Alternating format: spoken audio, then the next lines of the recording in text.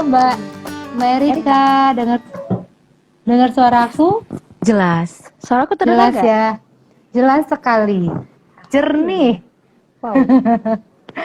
Baik Mbak Erika, wah senang nih berjumpa pertama kali nih dengan Mbak Erika. Tapi aku sering lihat Mbak Lia. Oh ya, Iya dong. Yang paling hobi tuh lihat YouTube-nya loh. Actingnya loh. oh ini komedi ASN. Komedinya, Masya Allah. Baik, selamat pagi sahabat pembelajar dimanapun saat ini berada. Assalamualaikum warahmatullahi wabarakatuh. Salam sejahtera bagi kita semua. Om Swastiastu, Namo Buddhaya, salam kebajikan. Terima kasih sekali buat semua rekan-rekan sahabat pembelajar yang sudah join ke IG Live Obras Hukum dengan penyuluh hukum Kementerian Hukum dan Hak Asasi Manusia.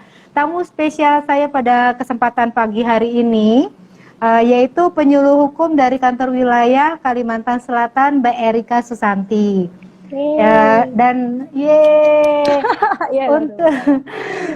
untuk topik pembicaraan kita kali ini, tadi udah saya bocorin nih sebelum Mbak Erika join, mengenai stop perkawinan anak. Betul ya Mbak Erika ya? Betul. Baik, jadi poinnya kejar ijazah, jangan kejar buku nikah. Betul banget itu buat anak-anak zaman now.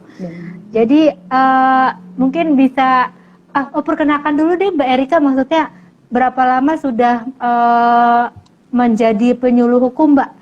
JFT penyuluh hukum Mbak. Boleh dikenalkan dulu Mbak Erika, silakan. Makasih Mbak Lia sebelumnya udah dikasih waktunya. Mohon maaf agak telat gabungnya karena agak gaptek. Saya nggak pernah live saya sebenarnya, jadi saya agak gaptek. Ini belum telat kok, pas jam 10. Telat ya. Assalamualaikum warahmatullahi wabarakatuh. Selamat siang semuanya. Buat sahabat pembelajar, buat sahabat BPAN yang hebat, semuanya yang sudah mau bergabung dalam IG Live kita di program Obrolan Cerdas. Obras ya Mbak? Iya betul Mbak. Obrolan Cerdas ya, Obras ya. Obras. Perkenalkan, nama saya Erika Susanti. Saya kebetulan merupakan penyuluh hukum dari kantor wilayah Kemenkumham Kalimantan Selatan. Sebelumnya saya pernah bertugas di kantor wilayah Lampung. Dari tahun 2015 sampai di tahun 2019 saya di Lampung. Di tahun 2020 akhirnya alhamdulillah bisa merasakan di Borneo, di sini di Banjarmasin, Kalimantan Selatan. Terus saya juga sangat mengapresiasi sekali kepada BPHN dan BPSDM yang telah menyelenggarakan kegiatan Obras ini menjadi salah satu wadah bagi kami, para penyuluh hukum, khususnya untuk menyampaikan tugas dan fungsi kami dalam memberikan informasi ya kepada masyarakat. Dan luar biasa sekali. Udah berapa lama Mbak Obrasnya kita?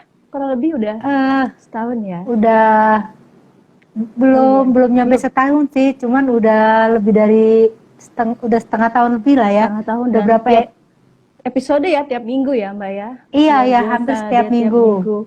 Dan rata-rata dan saya selalu mengikuti sekali karena tema-tema yang diberikan pun memang sebenarnya up to date gitu dengan kebutuhan yang saat ini lagi dibutuhkan oleh masyarakat gitu loh. Jadi memang menjadi wadah bagi kami untuk bisa selalu berinovasi menyesuaikan perkembangan zaman begitu.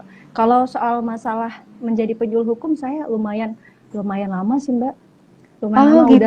udah tua banget, faktor usia juga iya, faktor jadi penyuluh hukum juga. Tapi enggak, kalau jangan bilang tua aku melihatnya kok berbeda, enggak kok masih muda belia. Itu pancingan aja dari saya biar dipuji muda. Memang begitu. Bisa aja dia Mbak Erika. Baik, ya gitu deh. Mungkin cukup begitu ya. Baik, ya begitu teman-teman semua sahabat pembelajar, perkenalan dari Mbak Erika Susanti mengenai perjalanan karirnya berawal dari kantor wilayah Lampung, kemudian hijrah ke Kalimantan Selatan ya Mbak ya. Iya. Dari tahun 2020 berarti baru-baru ini ya dong Mbak ya? Betul ya, sesuai dengan pandemi menyesuaikan COVID kayaknya. Oh gitu ya. Baik, kita mulai masuk ke topik pembicaraan kita ya Mbak Erika. Baik, kalau misalkan topik kita kan stop perkawinan anak. Memang kalau melihat kondisi saat ini, sebenarnya nggak cuma saat ini ya, permasalahan perkawinan anak itu kayaknya udah dari beberapa tahun yang lalu juga dari berita-berita yang ada masalah perkawinan anak ini cukup banyak gitu. Bahkan kalau tadi saya lihat sendiri di media gitu ya, saya baca ter-up to date aja dari satu daerah di Jawa Tengah, per bulan November itu kasusnya meningkat untuk perkawinan anak usia dini itu jadi 8.338 kasus. Jadi ini cukup, iya Jawa Tengah cukup tinggi dan cukup memprihatinkan sih sebenarnya. Tapi mungkin permulaan bisa diinformasikan Mbak Erika, dari perkawinan anak itu apa sih definisinya sendiri itu Mbak? Silakan Mbak. Ya Mbak Lia, terima kasih. Sebenarnya intro aja, karena saya yakin sekali teman-teman pembelajar dan teman-teman BPN hebat juga sudah tahu lah bahwa perkawinan anak itu adalah perkawinan yang memang dilakukan apabila pengantin atau calon suami atau istrinya adalah salah satunya anak atau kedua-duanya anak. Gitu. Jadi apabila dan yang pasti berusia di bawah 18 tahun sebagaimana memang sudah diatur dalam Konvensi Hak Anak dan Undang-Undang Perlindungan Anak ya. Anak-anak di Indonesia adalah di bawah 18 tahun gitu. Gak banyak-banyak saya menyampaikan soal definisi, kita juga sama-sama ingat bahwa perkawinan itu merupakan ikatan lahir batin antara laki-laki dan wanita yang memang sama-sama berkomitmen untuk membangun rumah tangga, untuk keberlangsungan hidup gitu, yang kekal, yang pastinya berdasarkan ketuhanan yang Maha Esa, memang sebagaimana diatur juga sesuai dengan Undang-Undang Perkawinan pasal 1. Tapi yang lebih saya banyak ingatkan bahwa kepada masyarakat terkait perkawinan anak yang tadi seperti Mbak Lia sampaikan, bahwa makin lama makin tingkat perkawinan anak di Indonesia ini makin naik ya Mbak ya. Iya betul Mbak. Dengan adanya pandemi, saya juga sempat baca kok tambah naik ya gitu lah. Makin ada pandemi makin semangat untuk nikah gitu kan. Tapi sayangnya ya nikah anak-anak begitu. Betul. Itu kenapa yang memang sebenarnya PR dari kita semua sebenarnya gak hanya dari penyuluh hukum, tapi PR bagi kita semua seluruh masyarakat Indonesia bahwa hak-hak anak dalam saat terjadinya perkawinan anak, otomatis hak-hak anak yang memang dilindungi oleh kita dalam Konvensi Hak Anak memang sudah terlanggar gitu. Dan perlu kita ingat lagi, kita juga baru aja memperingati Hari Hak Asasi Manusia Sedunia ya, tanggal 10 Desember kemarin gitu. Hak-hak anak juga masuk ke dalam perlindungan hak-hak asasi manusia gitu. Jadi secara tidak langsung, waduh, hak-hak anak kita gimana nih, kok peringatan HAM sedunia kita peringati, tapi data anak-anak terlihat dari banyak bahwa meningkat sekali pelanggaran hak-hak anak melalui perkawinan anak begitu Mbak Lia. Iya betul Mbak Erika. Makanya tadi kalau mengingat pandemi saat ini justru kasus perkawinan anak itu meningkat. Justru saya lihat tadi di berita media juga saya baca ada kasus di NTB, tadi saya pas cek, itu pernikahan anak 14 tahun. 14 tahun menikah itu karena penyebabnya sekolah ini masih daring. Daring kan jarak jauh, nggak ke sekolah. Akibatnya anaknya sering pacaran. Ini menurut informasi orang tuanya saya baca. Anaknya sering pacaran. Kemudian pacarnya ngapel tiap hari. Akhirnya menuntutlah si anak ini minta dinikahkan. Ketika tidak diizinkan orang tua, si anak malah mengancam ke orang tua. Nggak malu nanti kalau misalnya ibu diomongin tetangga-tetangga segala macam. Akhirnya dinikahkan. Efeknya, saya baca di berita tadi, terjadi KDRT dalam rumah tangga anak itu ya. Karena memang secara usia belum matang ya Mbak ya. Jadi itu saya bilang, dilema juga ya Mbak sebenarnya posisi kalau orang tua memiliki anak malah menuntut ketika tidak diiyakan, terungkapkan suatu ancaman, nanti malu dilihat tetangga, nggak malu ibu bapak kalau tetangga ngomongin anaknya kemana-mana berduaan mulu sama pacarnya gitu kan. Iya, itu fenomena itu banyak sih, memang sudah mulai banyak ya sekarang ya. Berarti memang susah juga ya Mbak kalau misalnya kita membahas mengenai hak anak, mengenai pernikahan, sebagai orang tua pun mungkin tidak merestui, tidak berkeinginan. Tapi ketika ketika anaknya pun tidak memahami bahwa memang belum waktunya, itu suatu dilema yang mungkin tidak bisa di apa ya, baik, ya tidak bisa dipungkiri, ya. dipungkiri gitu. Iya. Jadi kalau secara pandangan Mbak Erika, itu penyebab mostly itu apa tuh yang mengakibatkan terjadi perkawinan anak usia dini di Indonesia? Jadi mungkin pertama saya juga mau mengingatkan kita bahwa kondisi ya, sekarang biar kita tahu sama-sama tahu bahwa memang kondisi perkawinan anak di Indonesia ini seperti apa. Sepertiga dari populasi penduduk Indonesia atau kurang lebih dari 80 juta masyarakat Indonesia itu adalah anak-anak. Jadi bisa kita pastikan bahwa sepertiganya harus kita lindungi nih hak-hak anak apabila kita abaikan. Terus kondisi di Indonesia ini seperti apa? Indonesia menjadi peringkat 7 di dunia tertinggi tingkat perkawinan anaknya, dan peringkat kedua tertinggi di ASEAN dengan tingkat perkawinan anaknya. Jadi memang sebenarnya bukan suatu prestasi yang akan dibanggakan oleh Indonesia apabila tingkat perkawinan anaknya memang kita tingkat ketujuh gitu kan.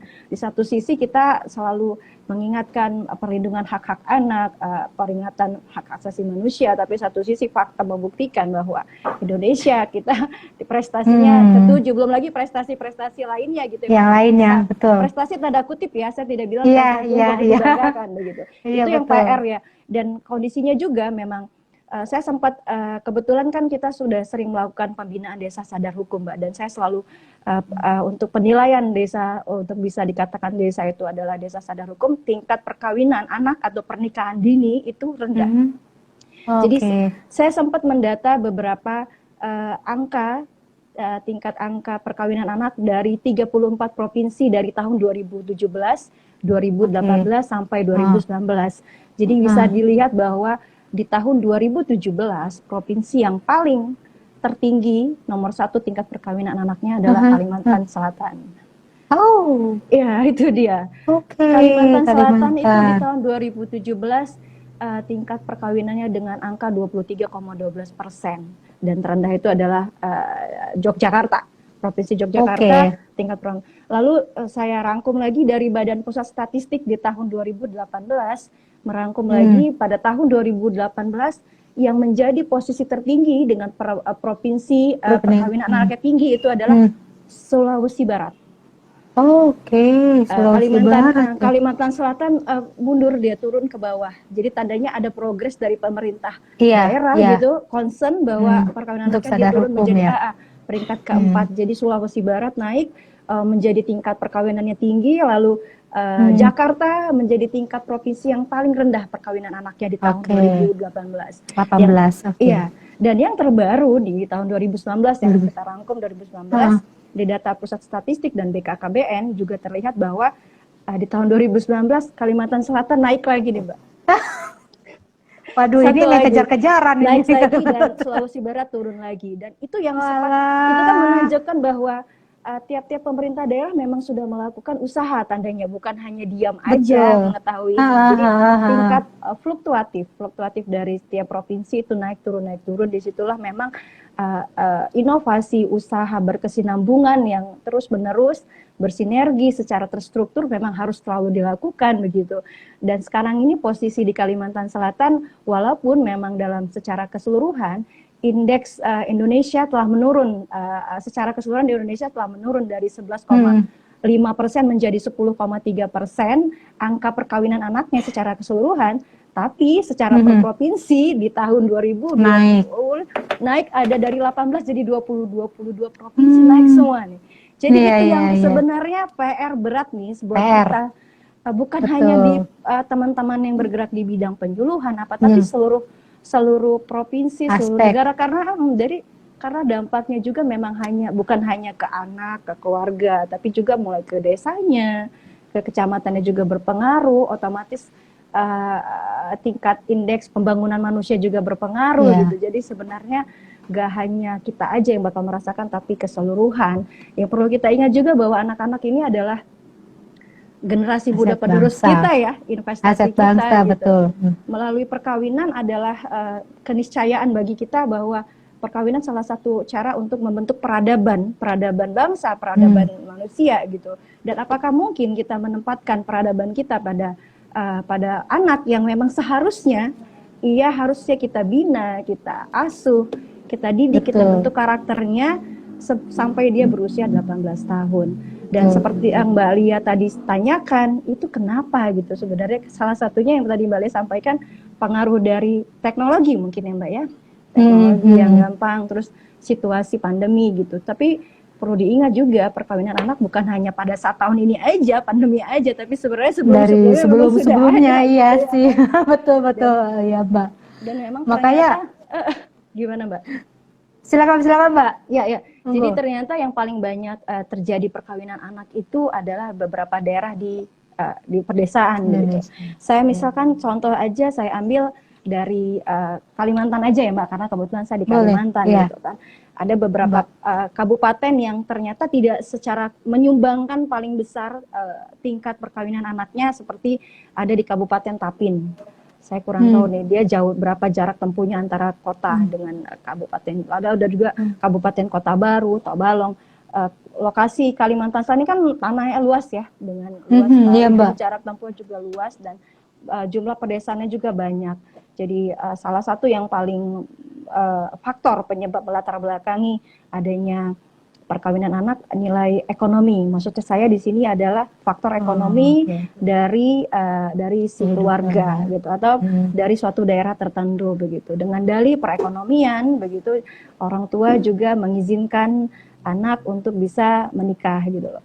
Tapi tidak hanya juga dari faktor ekonomi, tapi tadi Mbak juga udah bilang pergaulan bebas. Dan sempat saat saya pernah pengalaman saya memberikan penyuluhan dan menerima konsultasi, dan ada anak yang memang menjadi pelaku atau bukan pelaku ya, menjalani perkawinan anak. Saya tanyakan, kenapa kamu melakukan perkawinan anak gitu loh. Memang salah satunya karena dia sudah hamil di luar nikah, jadi dia melakukan hubungan seksual pranikah ya. Jadi tidak mau, dengan dalih seperti itu orang tua menikahkan anaknya. Apakah sudah pernah dulu diajarkan oleh orang tua atau diberikan pengertian dari orang tua ataupun dari guru terkait bahayanya melakukan seks pranikah gitu loh. Dengan posisi saat itu dia masih SMP. SMP dengan wanita perempuan dengan organ reproduksi yang kita tahu bahwa memang usia di bawah 18 tahun organ reproduksi anak-anak memang belum siap untuk melakukan aktivitas seksual ya.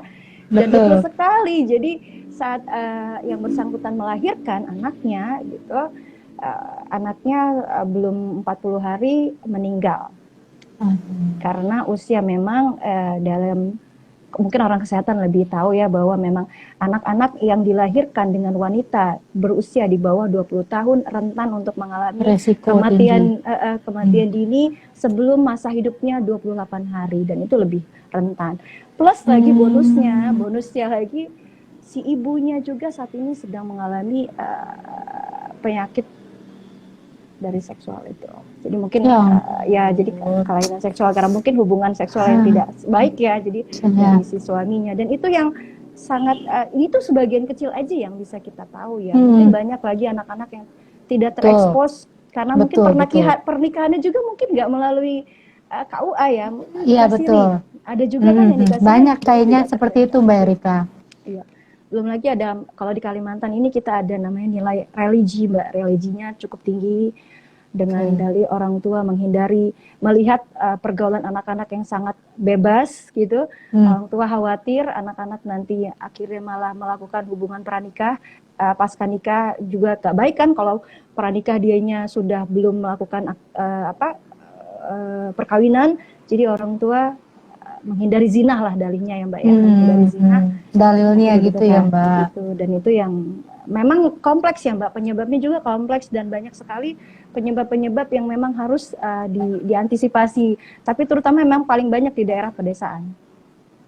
Baik, jadi kalau sebenarnya sih kalau banyak dari kita sebutkan rakyat Indonesia yang sadar akan hukum, sadar akan baik atau buruknya dari apa namanya, pola hidup yang dan pemikiran yang mungkin seperti terjadinya perkawinan pada anak di bawah umur ini tidak akan kali terjadi kenaikan kasus seperti yang terjadi pada saat ini ya, Mbak Erika ya.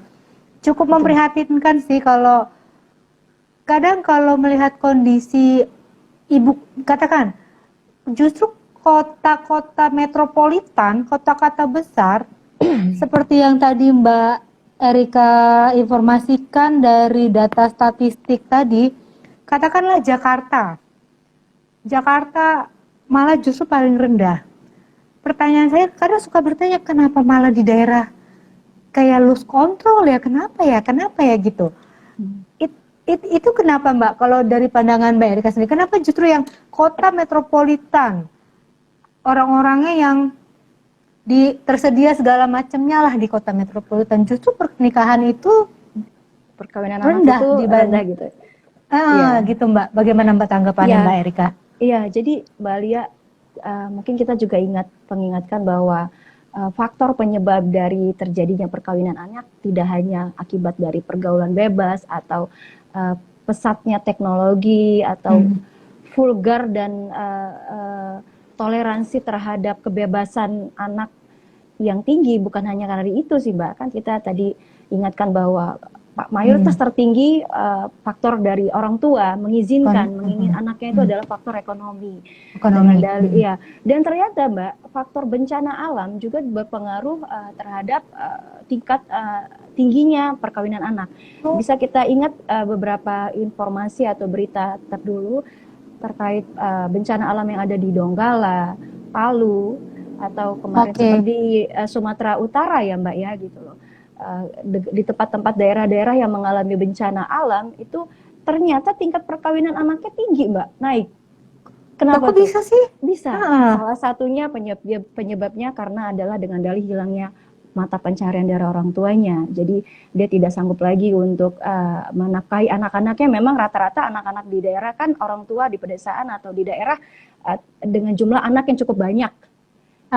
Cukup banyak, mereka tidak menerapkan KB atau 2 anak cukup gitu. Belum lagi ada faktor dari anaknya yang kehilangan orang tuanya meninggal akibat bencana alam. Jadi dinikahkanlah oleh pamannya atau bibi. Jadi ternyata seperti yang Mbak bingung kan, kenapa sih justru di kota-kota besar kok dikit gitu? Karena penyebabnya bukan hanya karena pergaulan bebas aja Mbak gitu.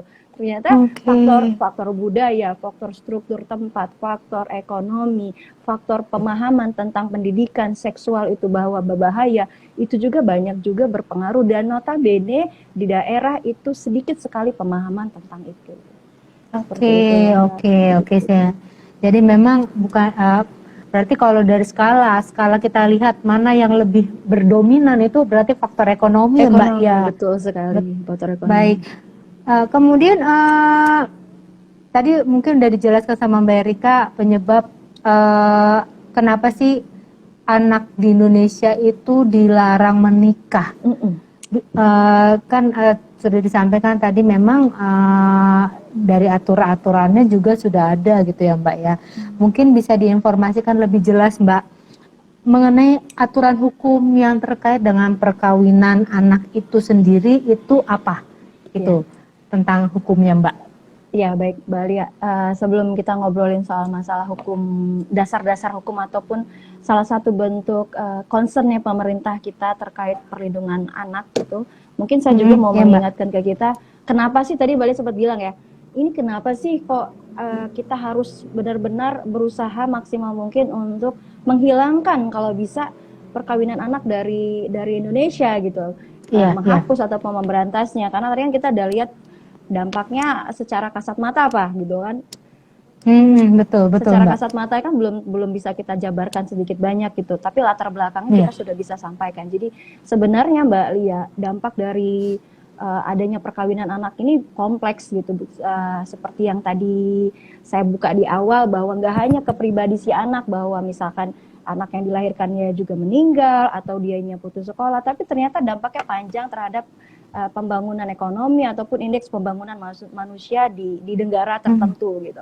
Salah satunya seperti ini Mbak akibatnya. Misalkan dari faktor pendidikan.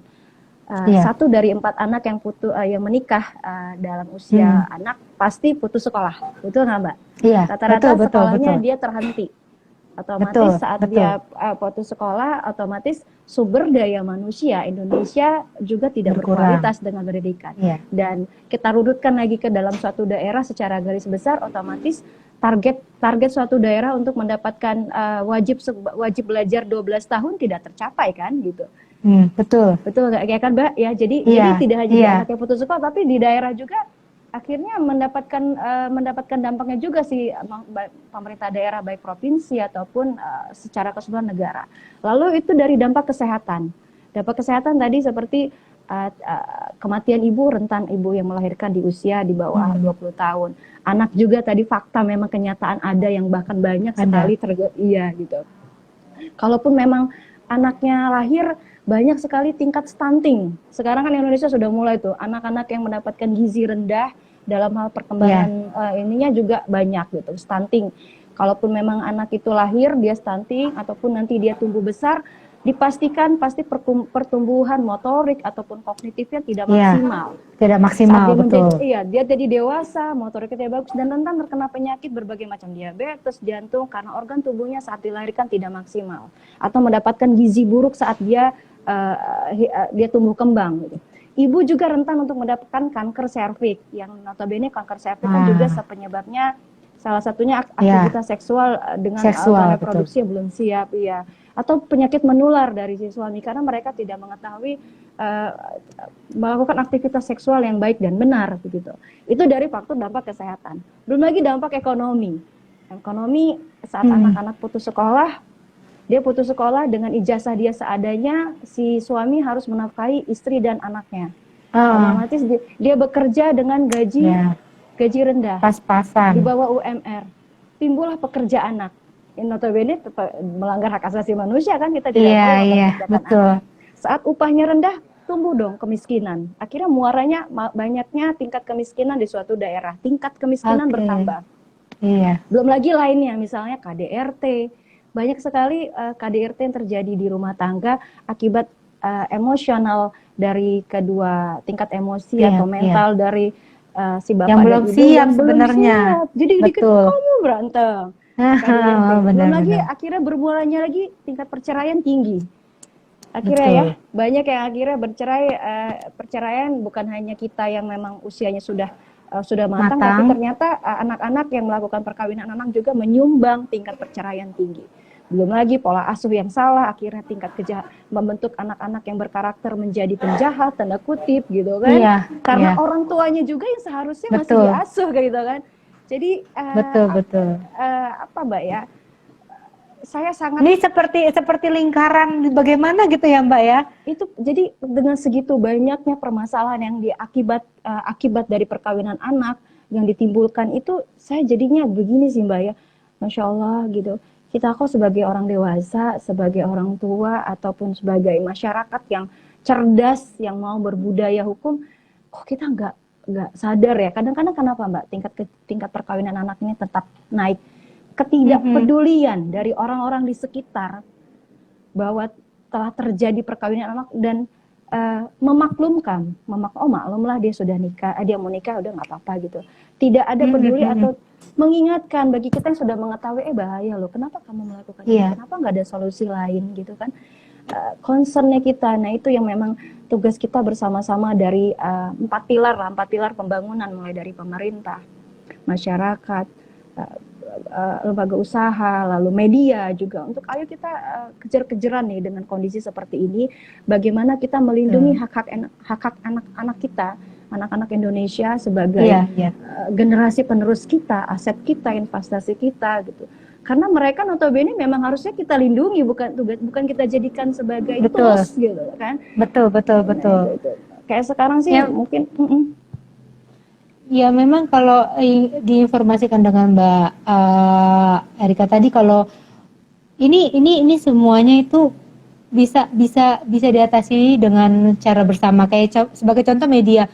Bolehlah media juga menginformasikan, kayak edukasi juga. Media itu tidak hanya untuk berita ini hanya mengangkat suatu berita kejadian, tapi bolehlah suatu suatu artikel yang terdapat di suatu media tuh membahas tentang dampak atau efek dari suatu pernikahan yang bisa memberikan edukasi kepada pembaca dimanapun berada supaya mengerti gitu, memahami bahwa kita harus sama-sama untuk kalau bisa menghilangkan yang namanya perkawinan anak usia dini, tapi alangkah baiknya juga kalau kita bisa mengurangi skor apa namanya istilahnya itu tadi prestasi tanda kutip yang tidak dibanggakan dari Indonesia bisa kita turunkan, begitu kan ya Mbak Erika ya? Betul, betul sekali. Karena sebagaimana kita ingat juga ya, memang posisi anak-anak itu kan memang harusnya kita ajarkan dan kita arahkan begitu mau kemana gitu, dan merupakan suatu tanggung jawab dan PR buat kita semua, bukan orang tua si anaknya aja, bukan, tapi sebenarnya saat terjadi perkawinan anak dan tingginya tingkat perkawinan anak di sekitar kita, itu sebenarnya salah satu bentuk kegagalan kita sebagai salah satu orang-orang dewasa, orang-orang yang paham, orang-orang yang mengerti kenapa kok bisa tetap terjadi. Mungkin itu yang mungkin saya ingin garis bawahi, karena sebenarnya kembali nih sekarang ke peraturan perundang-undangan. Kalau ngomongin peraturan perundang-undangannya yang mengatur dan melindungi tentang anak, tentang perkawinan, itu sudah cukup lengkap sekali loh Mbak, sudah cukup lengkap. Tinggal implementasinya yang kadang di daerah atau di kita yang tidak. Seperti yang terbaru nih, mungkin salah satunya kenapa saya mengajak untuk menggunakan tema ini, salah satu langkah pemerintah untuk melindungi hak-hak anak dalam selamat dari perkawinan anak adalah adanya perubahan dalam usia, batasan usia yang diatur dalam Undang-Undang Nomor 1 Tahun 74 tentang perkawinan diubah dalam bentuk Undang-Undang Nomor 16 Tahun 2019. Tidak semua secara keseluruhan pasalnya, keseluruhan pasal tidak diubah, hanya tapi dikhususkan terkait pasal usia bagi anak di pasal 7 gitu. Di usia anak di tahun 2000 di undang-undang yang lama itu usia anak bagi si perempuan minimal 16 tahun dan untuk si laki-laki adalah 19 tahun ya kan Mbak. Dan memang sebelum adanya ada kerancuan sebenarnya dulu, sebelum adanya undang-undang perkawinan yang dirubah ini ada kerancuan dengan overlapping ya antara Undang-Undang Perkawinan Nomor 1 Tahun 74 dengan Undang-Undang Perlindungan Anak tahun Undang-Undang Nomor 23 Tahun 2002 ya, yang sudah diubah dengan Undang-Undang Nomor 35 Tahun 2014. Di situ usia anak masih diatur di bawah 18 tahun, sedangkan perempuan di Undang-Undang Perkawinan yang lama diizinkan usia 16 tahun untuk menikah. Sebagai wujud concernnya pemerintah dan memikirkan ya orang-orang di sekitar kita terkait hak-hak anak, dikeluarkanlah akhirnya alhamdulillah di tahun 2019 di bulan Oktober undang-undang perubahan ini di mana usia anak disamakan semua sebagai wujud afirmasi kita terhadap diskriminasi perempuan dan laki-laki gitu ya. Jadi sama umur 19 tahun semua. 19 gitu. Tahun ya. Iya, betul sekali. Lalu ditambah lagi ada namanya istilah dispensasi ya Mbak. Mungkin buat di Undang-Undang Perkawinan itu memang selalu ada dispensasi perkawinan. Jadi kalau anak-anak itu ingin tetap dinikahkan, jadi ada pengecualian dan diizinkan untuk melakukan perkawinan anak dengan syarat-syarat tertentu. Oh, berarti ada ketentuannya ya Mbak ya? Ketentuan. Jadi ketika usianya belum mencapai 19 tahun tapi meminta untuk tetap menikah, adalah ketentuan persyaratannya gitu ada ya. Diatur di situ. Dan memang sebenarnya di undang-undang yang lama juga tetap diatur Mbak, tapi di undang-undang terbaru ini diperketat lagi. Itu sebagai wujud usaha kita untuk menjaga lah supaya betul. Jadi di undang-undang yang lama masih ada dispensasi, syaratnya untuk mengajukan dispensasi ke pengadilan agama bagi muslim ataupun non muslim, pengadilan negeri atau pejabat lain pejabat lain. Nah, di undang-undang yang terbaru istilah pejabat lain ini karena dianggap menjadi kerancuan, itu siapa sih pejabat lainnya itu akhirnya dihilangkan. Jadi di Undang-Undang 2016 tahun 2019 hanya pengadilan negeri, pengadilan agama atau dan agama negeri yang bisa mengeluarkan dispensasi atau isbat nikah ya, dispensasi itu. Nanti itulah syarat untuk membuat buku nikah nanti di KUA. Begitu. Plus ditambah lagi salah satu syaratnya adalah mendengarkan pendapat si anak. Jadi anak diwajibkan untuk diberikan pendapatnya dulu. Jadi ditanyai dulu. Kayak konseling dulu gitu kali ya, Mbak. Oke, jadi sebelum dispensasi itu dikeluarkan oleh pengadilan agama ataupun pengadilan negeri, hakim berkewajiban untuk mendengarkan pendapat dari si anak. Apakah kamu mau dinikahkan? Kamu dipaksa atau tidak? Begitu. Karena sebelumnya di aturan yang lama itu belum ada diatur. Tidak ada. Jadi cukup dari orang tua atau walinya atau orang diberikan kuasa. Tapi pada peraturan terbaru ini diwajibkan untuk mendengarkan sebagai aspirasi juga, untuk mewujudkan salah satu hak-hak anak ya untuk didengarkan pendapatnya. Baik. Iya, jadi memang dan ada beberapa bukti-bukti dukung dan itu juga sebenarnya salah satu langkah dari pemerintah untuk menekan angka perkawinan anak melalui dispensasi. Jadi hakim-hakimnya juga memang diberikan aturan dalam Perma tahun 2019 juga kalau nggak salah nomor 5 tahun 2019 peraturan Mahkamah Agung mengeluarkan aturan-aturan selektif bagi hakim-hakim harus bersertifikat untuk mengeluarkan dispensasi. Jadi tidak semua hakim enggak semua yang dapat ya mengeluarkan seperti itu. Jadi sebenarnya memang usahanya sudah banyak sih. Udah langsung gencar nih Mbak. Tinggal kita sosialisasikan lagi ke masyarakat. Baik dia yang mengalami atau di keluarganya tidak mengalami supaya aware dan peduli dengan di sekitar kita bahwa perkawinan anak itu bahaya loh buat anak-anak Indonesia gitu. Jangan mentang-mentang keluarga saya nggak ada yang kayak gitu, bodoh amat. Iya betul. Jadi betul. Iya, kan? Banyak. Gitu. Jadi karena ngerasa bukan bagian dari dirinya atau keluarganya, jadi bukan urusan saya gitu kan gitu. Sama seperti kayak KDRT di beberapa rumah tangga kan, tetangga suka dengar. Betul. Akhirnya pada saat si istri atau si anak yang sering mendapatkan penganiayaan masuk berita atau ada polisi datang, baru deh masyarakat keluar. Iya, kami sering mendengar itu kan sangat disayangkan. Itu. Sangat jadi terlambat sekali gitu kan. Harusnya segala sesuatu yang bisa diantisipasi, bisa ada pertolongan pertama lah katakan itu ya Mbak. Betul itu sekali, bisa dilakukan tapi karena ngerasa udahlah bukan urusan saya. Udah jangan ganggu urusan orang. Gitu akhirnya itu betul. Yang memang PR banget tuh, itu udah kayak es batu banget tuh di masyarakat itu seperti itu ya, memang harus. Kayaknya sekarang memang cenderung banyak sekali pola pikir yang seperti itu Mbak Erika. Memang susah juga ya diungkapkan itu.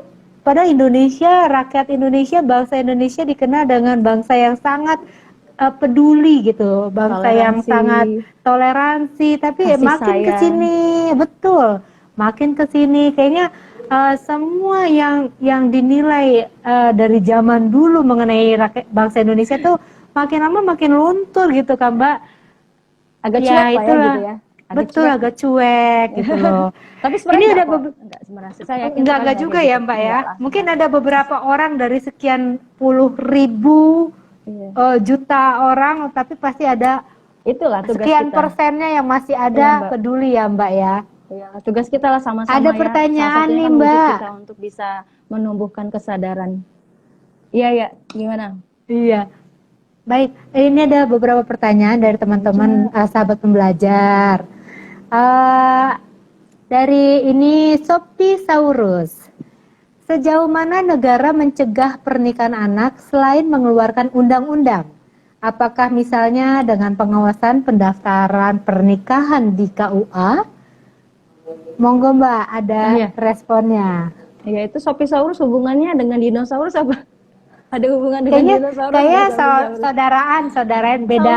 Ya. Baik, jadi betul. Jadi salah satu wujud bentuk ya pemerintah ini ngapain aja sih udah ngeliat segini tingginya gitu kan.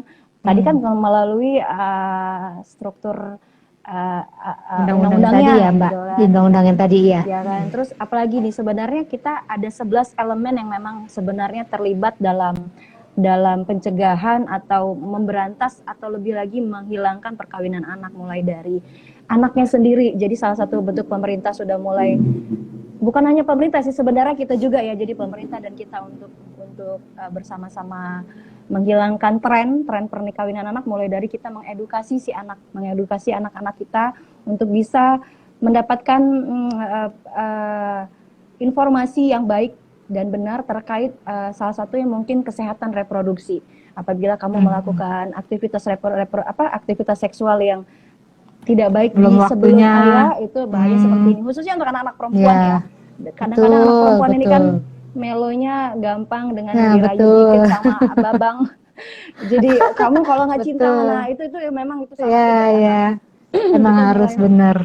Jadi kita juga memberdayakan anak-anak supaya untuk menjadi pelopor, itu suka saya selalu jadikan caption, ayo kita menjadi pelopor dan pelapor. Nah, khusus untuk anak-anak ini supaya anak-anak juga aware dengan apabila ada temannya, ada Ya, ya. indikasi untuk melakukan perkawinan anak, ayo lapor, ayo sampaikan, atau ingatkan. Nah, jadi anak-anak juga kita jadikan agent kita untuk Iya. menjadi agent kita untuk membantu membantu mengedukasi teman-teman di sekitarnya selain dirinya sendiri bahwa bahayanya melakukan pergaulan bebas yang dampaknya nanti malah Bu nanti kawin apa enaknya gitu kan, begini lo masa anak ngurusin anak sih gitu, anak kok ngelahirin anak begitu kan, seperti salah satu bahasa mereka.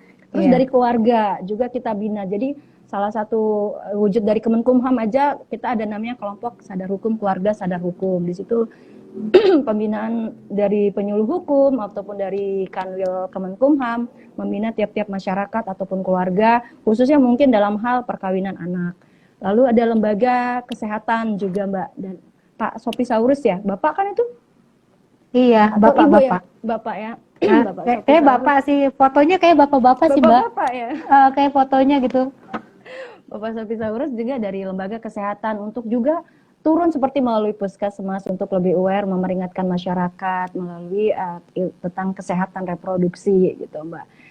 Tadi ada 3 ya, ada 11 kan ya, 11 elemen. Ada kan 11 elemen, iya. Lembaga kesehatan, tokoh agama, lembaga keagamaan, lalu dari lembaga usaha juga, terus yang paling utama adalah dari media. Tadi yang paling sekarang ini kita paling banyak kan informasi paling cepat melalui media. Betul, jadi betul. memang peranan media itu juga sangat diperlukan sih sebenarnya dalam hal untuk mengedukasi sebenarnya kepada orang-orang banyak begitu. Ya karena memang karena saat ini kan apa yang paling mudah untuk tersampaikan informasi atau itu kan melalui media ya Mbak. Dan memang peran media di sini percaya media daripada orang tua kadang-kadang. Betul. Nah ini ada lagi pertanyaan nih Mbak Erika dari IG Sang Penyuluh Hukum. Perkawinan anak di Indonesia merupakan terbesar kedua di ASEAN. Apakah terjadinya perkawinan anak itu juga dipengaruhi oleh ajaran agama juga?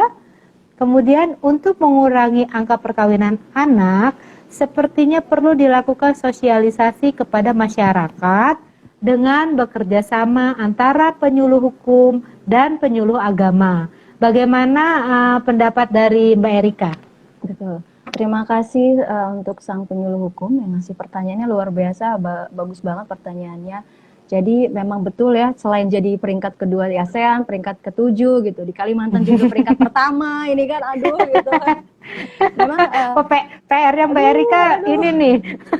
Aduh gimana nih gitu kan, PR kita semua kan ya sama-sama. Iya, jadi betul. Dan selesai dari kegiatan IG ini buat teman-teman yang memang akhirnya tahu bahwa ternyata kondisi perkawinan Indonesia udah sampai level seperti ini, nggak boleh hanya diam aja loh, kita harus terpanggil untuk bersama-sama kita bahu-membahu untuk mulai menurunkan ya angka perkawinan anak. Syukur-syukur memang bisa kita hapuskan perkawinan anak ini kan, ya kan Mbak? Ya, yang salah satunya kayak kata Sang Penyuluh Hukum ini, pertanyaannya adalah apakah faktor agama ya, Mbak ya? Iya, dipengaruhi juga ajaran dari agama. Betul sekali. Emang ada beberapa persen dengan dalih tadi yang di awal dibuka kita ngobrol, beberapa faktor yang melatar belakangi terjadinya perkawinan dini. Anak, mulai dari ekonomi, mulai dari pergaulan bebas gitu kan, pemahaman yang salah. Salah satunya adalah faktor agama. Memang semua agama, ada 6 agama di Indonesia juga memang tidak mengajarkan untuk adanya pergaulan bebas atau seks pranikah gitu kan. Betul. Rata-rata memang agama juga tidak mengizinkan terjadinya mungkin salah satunya karena saya muslim ya, perzinahan begitu kan. Dengan dalih orang tua khawatir anak saya ini saya lihat kayaknya sudah terlalu kebablasan gitu kan. Iya. Ketemu terus tiap hari, kalau dilarang nanti dia malah kabur atau ngancemnya bunuh diri ya kan. Aduh, iya benar. Lebihnya mungkin karena dari religi, memang benar religi, daripada anak saya melakukan perzinahan, akhirnya saya menikahkan aja begitu.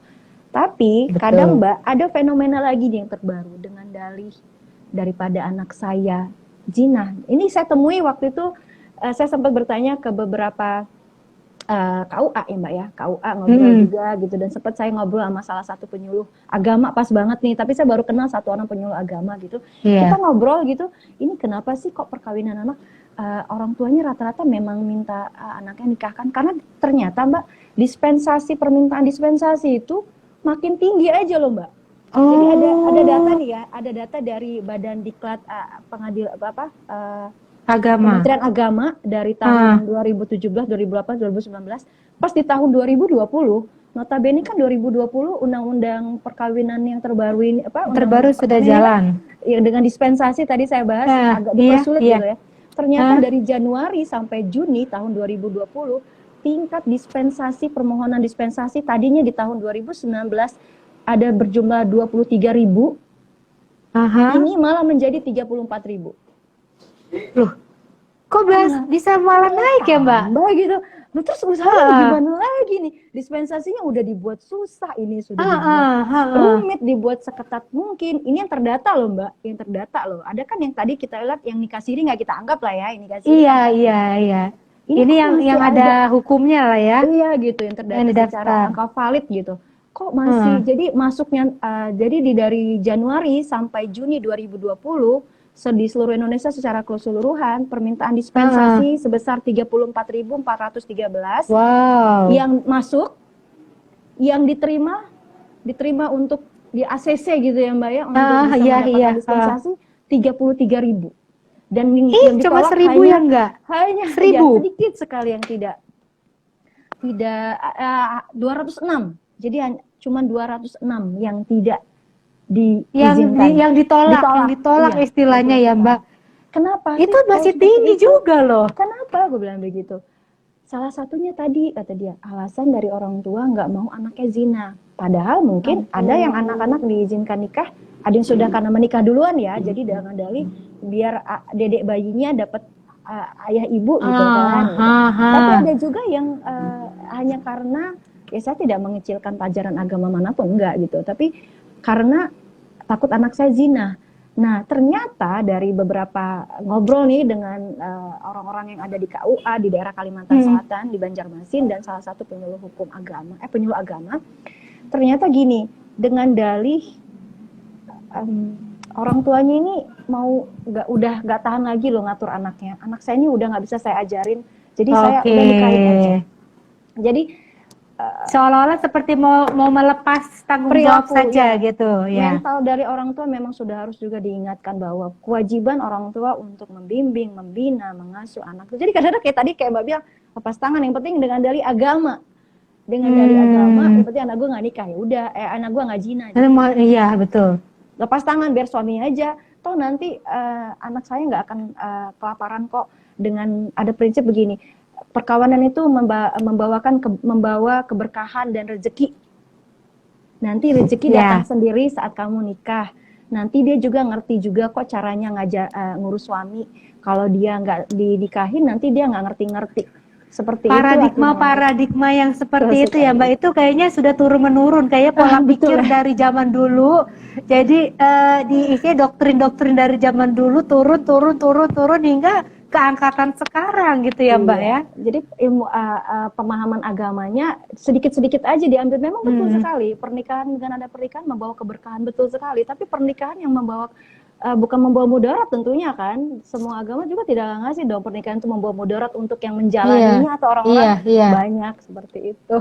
Terus betul sekali tadi sang penyuluh juga menyarankan kami untuk berduet lah, kolaborasi dengan penyuluh agama. Penyuluh agama. Iya betul sekali, biar supaya lebih peranan kita bisa dimaksimalkan ya Mbak. Jadi ya memang ini juga pertanyaan dari sang penyuluhku merupakan ajakan juga dari Mbak Erika bagi semua teman-teman penyuluh hukum dimanapun saat ini berada untuk bisa membawa diri, untuk memberi diri ya, memberikan penyuluhan hukum mengenai perkawinan anak ini Mm-mm. berkolaborasi bersama penyuluh agama. Jadi biar sinkron kali ya Mbak. Jadi Iya, biar iya biar betul. rakyat-rakyat yang mendengar juga bisa memahami dari kedua belah sisi gitu. Jadi harapannya dengan itu tingkat perkawinan anak bisa diredam, bahkan ya mudah-mudahan bisa hilang begitu ya Mbak Iya Erika sih, ya. sebenarnya memang dari pemerintah juga ada namanya ada gerakan bersama pencegahan perkawinan anak yang memang Oh, oke. diinisiasi oleh Kementerian Pemberdayaan Perempuan dan Perlindungan Anak. Jadi Oh, oke. sudah ada 17 kementerian yang memang sudah tergabung dalam gerakan bersama pencegahan perkawinan anak itu, dan 65 lembaga organisasi kemasyarakatan yang sudah tergabung bersama-sama, dan termasuk di situ ada Kementerian Agama, Kementerian Hukum dan HAM juga sudah termasuk dalam Oh, itu. sudah ya. Oke. Jadi secara MOU, secara tertulis, secara fakta hukum memang tanpa Sudah disuruh pun ada. memang sudah harusnya kita memang sudah melakukan Iya. pekerjaan bersama-sama gitu. Dan Oke. itu sudah direvitalisasi lagi di tahun 2020. Baik. Wah, ini menarik juga nih topik pembicaraan kita nih Mbak Erika. Jadi curcol. Jadi curcol betul. Jadi sebenarnya ini bukan suatu hal yang baru ya. Cuma kan kita hanya membaca dari media Sekali cuma lewat sekilas aja Ya. gitu kan. Nikah. Sekilas aja gitu Ya ya. ampun, kasihan ya. Udah gitu. Iya, begitu Sayang. reaksi-reaksi yang keluar dari kita, kasihan banget anaknya gitu. Tapi ternyata kalau udah sampai mendalami sampai data statistik yang tadi Mbak sampaikan, luar biasa nih, banyak loh. Masa PR dengan begitu. sampai dispensasi yang sampai diberikan persyaratan yang agak cukup ketat, ternyata masih tinggi juga begitu ya Mbak Dan Erika itu, ya. jadi memang harus sama-sama, ayo kita sama-sama dong, ayo kita bantu kami, sama-sama kita lindungi anak-anak kita jaga anak-anak kita sebagai investasi kita, aset kita, masa depan kita. Dan memang seharusnya anak-anak tanpa perlu meminta perlindungan memang sudah harus kita lindungi. Ingat bahwa anak-anak Indonesia itu adalah anak-anak kita juga gitu. Betul. Jadi mari kita sama-sama berantas, kita cegah perkawinan anak. Saya yakin sekali masyarakat Indonesia ini sudah menuju masyarakat yang cerdas dan berbudaya hukum. Itu akan sangat mudah sekali kita bersama-sama untuk bersatu padu lah ya dalam koordinasi, sinergi dengan yang secara terholistik, terstruktur, komprehensif yang pastinya, supaya cepat sekali kejar-kejaran kita ini dengan fakta data yang memang sudah ada. Ini ayo kita kejar ketertinggalan kita nih, ayo sama. Iya, betul. Baik, ini boleh ada 2 pertanyaan lagi ya Mbak Erika. Habis ya? Saya udah kasih closing statement, ternyata belum ya. Oh, itu udah closing statement ya, ya ampun. Ada lagi. Nggak apa-apa lah, nanti takutnya sahabat pembelajar yang nggak disampaikan pertanyaan ngambek lagi. Oh, enggak ngambek ya. Senang, tandanya nyimak ya teman-teman kita. Iya, betul. Mbak, ini masih banyak yang stay, Mbak. Kita senang sekali kalau sahabat pembelajar dimanapun berada tuh masih stay memperhatikan atau menonton acara IG Live ini. Oke, pertanyaan berikutnya dari IG Agus W 664529 menanyakan bagaimana agar tidak terjadi benturan antara aturan hukum yang dikeluarkan pemerintah dengan aturan hukum agama dan hukum adat yang ada di masyarakat dan daerah tertentu. Silakan Mbak. Ya, itu betul sekali Mas Agus ya, Mas ya kita panggil ya, anggap aja sebut saja dia Mas gitu kan. Betul sekali, itu PR sekali memang, karena tadi paradigma, persepsi dan mindset masyarakat yang memang sudah membudaya dari dulu seperti itu, tiba-tiba kucuk-kucuk dengan dalih undang-undang kita mau mengubah sedikit gitu. Itu kan memang jangan sampai tadi adanya benturan atau gesekan ataupun penolakan keras dari masyarakat. Itulah kenapa kita wajib untuk menggandeng dari 11 elemen yang saya sampaikan tadi untuk bersama-sama bersinergi kita untuk memberikan koordinasi yang baik, pemahaman yang baik, pendekatan yang benar, pendekatan yang tidak salah. Otomatis kan kita perlu strategi yang baik juga, tentunya dengan melibatkan tokoh-tokoh agama, lembaga-lembaga keagamaan dari 6 agama yang ada di Indonesia gitu. Terus juga dengan kita lembaga hukumnya, ada lembaga kesehatan, lembaga pendidikan pun kita tanamkan, kita ajak ayo para pengajar, lembaga pendidikan, dinas pendidikan untuk bersama-sama kita memberikan pemahaman mulai dari segala lini kehidupan, mulai dari pendidikan, dari sektor kesehatan, sektor hukum, sektor tadi keagamaan melalui tokoh agama dan lembaga keagamaan. Jadi pendekatan-pendekatannya juga nggak bikin saya sama dengan pendekatan saya berbicara di lembaga kesehatan dengan berbicara di masyarakat yang memang sudah tertanam paradigma atau kebiasaan nilai-nilai religinya yang cukup tinggi gitu kan. Itu jangan sampai, betul sekali. Itulah salah satu kemampuan kompetensi dari seorang penyuluh atau siapapun memang teman-teman yang berkewajiban untuk menyampaikan informasi untuk bisa memahami karakter audiens ataupun karakter ataupun segmentasi audiens yang akan kita sampaikan. Gitu, Mbak. Baik. Dan ini untuk pertanyaan terakhir Mbak Erika, dengan Mas FX Welly bertanya apakah ada sanksi pidana bagi orang tua yang membiarkan anaknya menikah di bawah umur? Jika ada, bagaimana modelnya? Oke, silakan Mbak. Udah ngomongin pidana ya sekarang ya. Ya kita sebenarnya saya agak lebih menyarankan untuk lebih kita mempersuasif ya, lebih ke pencegahan ya. Tapi kalau sudah ngomongin pidana, akhirnya kan kita sudah penindakan ini kan, penegakan ya.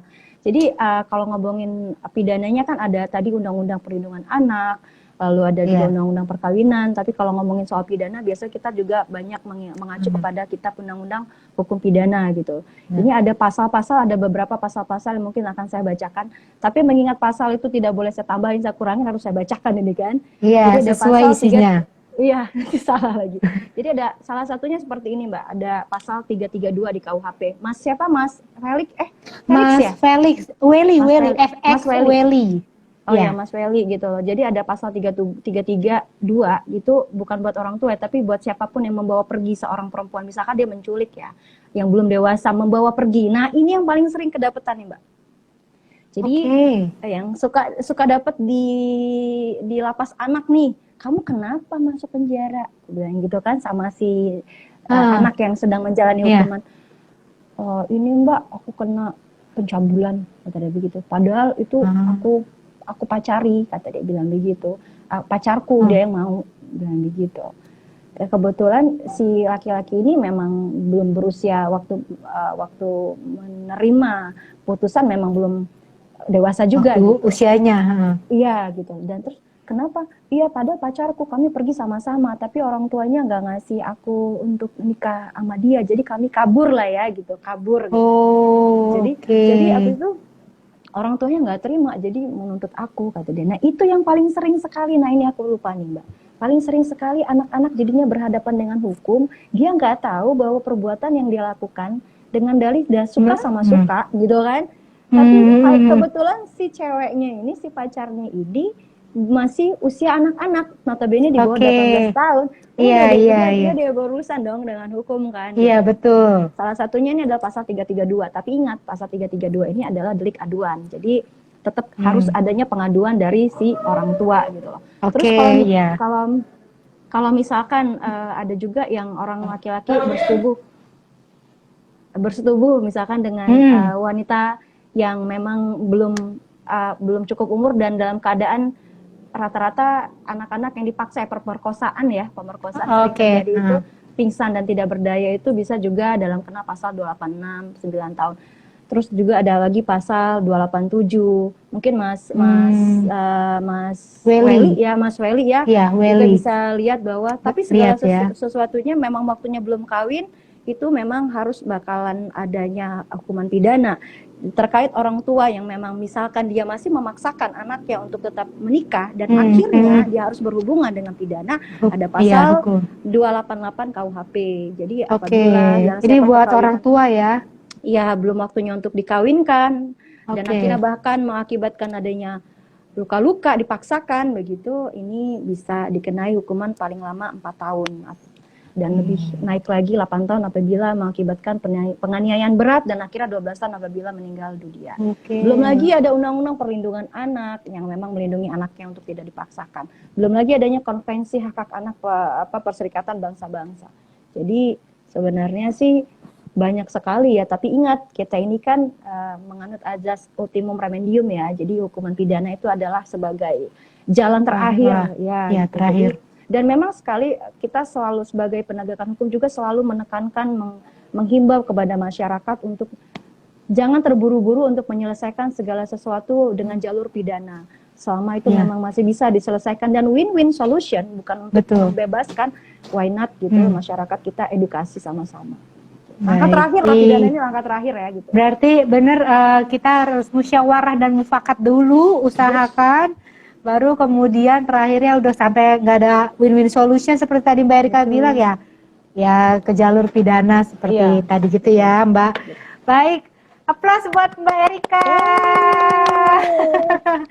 Baik, terima kasih banyak Mbak Erika buat semua informasi pengetahuan mengenai hukum tentang stop perkawinan anak. Tema pada hari ini saya merasakan sangat bermanfaat sekali karena saya yang tadi cuman hanya kasus ini ya udah gitu, tapi dapat penjelasan dari Mbak Erika ya menambah sedikit pengetahuan, menambah banyak pengetahuan yang saya peroleh. Iya. Terima kasih banyak Mbak Erika. Sama-sama. Buat semuanya. Selamat beraktivitas kembali. Iya. Selamat menikmati Pulau Borneo. Gila, saya belum pernah ke sana. Oh gitu ya. Minta diajakin sama Pak Sopisaurus mungkin ya. Iya, biar nyamperin Mbak Erika. Saya boleh terakhir ngiketin lagi nggak nih Mbak buat teman-teman Monggo kita Mbak, semua silakan masyarakat. Mbak. Mudah-mudahan Monggo. Solusinya cuma satu. Ayo kita cegah perkawinan anak. Ayo kita sama-sama bahu-membahu, kita tolong-menolong untuk peduli tentang hak-hak anak di sekitar kita. Kita wujudkan Indonesia layak anak 2030, Indonesia emas 2045. Kita sama-sama menuju masyarakat yang cerdas dan berbudaya hukum. Ya, itu aja mungkin Mbak. Kita sama lawan deh perkawinan anak. Iya, oke, keren banget. Baik semuanya, terima kasih yang sudah hadir di dalam acara Obras Hukum BPSDM Hukum dan HAM dengan penyuluh hukum BPHR. Sukses terus buat Mbak Erika beserta keluarga, sehat-sehat. Ya. Kita semua sehat-sehat, sahabat pembelajar juga sehat dimanapun berada. Baik, sampai jumpa lagi Mbak Erika. Salam pembelajar. Wassalamualaikum.